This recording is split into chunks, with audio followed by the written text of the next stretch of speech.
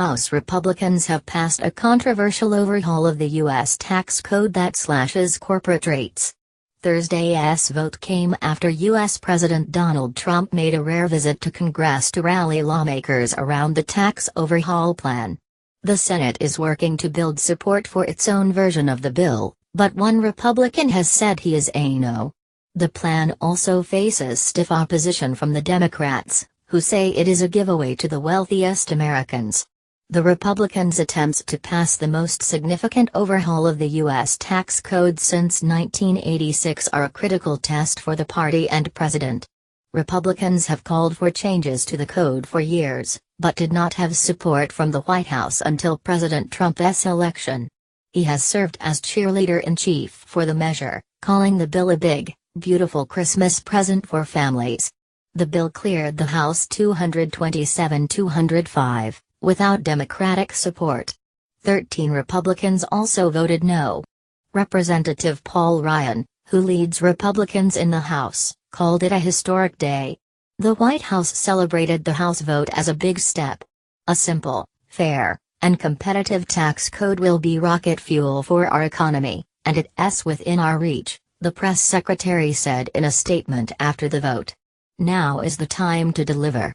Analysts also expect Republicans in the Senate to pass the measure without Democratic votes and later reconcile the two versions. But Republicans are facing some opponents within their own party, which could endanger the legislation's prospects. Without Democratic support, the Senate can afford to lose only 2 Republican votes. On Wednesday, Senator Ron Johnson, from Wisconsin, said he does not support the bill and does not think it does enough to help small businesses. Broadly speaking, the Republican proposal would slash the corporate rate from 35% to 20% and change how overseas profits and payment from overseas subsidiaries are taxed. It would also eliminate a range of targeted benefits for individuals and families, in favor of boosting the amount people can deduct from their tax bill. Supporters say the bill offers tax relief and will boost economic growth.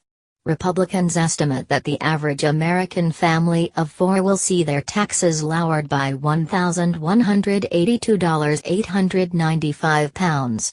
Critics say the biggest beneficiaries will be large firms and very wealthy families. While many households could see lower taxes at first, over time some of those benefits would expire. Opponents say the new version does not do enough to simplify the tax code for businesses, one of the original goals of the reform, and they say the proposal is fiscally irresponsible. The House plan would cost more than $1.4 trillion to 2027, while the Senate version would cost $1.5 trillion, according to estimates from the Joint Committee on Taxation. By Anthony Zurcher, BBC News, Washington. After a frustrating year, Republicans desperately need a win, and on Thursday they took a significant step toward one. Clearing a tax bill through the House is just the first leg of an arduous journey for conservatives, however, and even success may come with a price. The Senate is working on its own set of reforms and, if it can pass them, no small task, given their narrow majority. Both chambers of Congress will have to negotiate a compromise bill. If the finished product looks anything like the drafts, Republicans could be handing a potent campaign issue to Democrats in next year's midterm elections.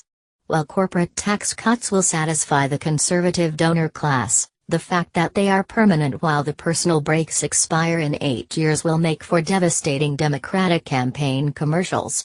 Add in that the Senate version undermines Obamacare reforms, some cherished tax deductions will be eliminated and middle-class Americans in states with high local or state taxes could see their net federal taxes go up, and it's a recipe for pain for Republicans in at-risk congressional districts.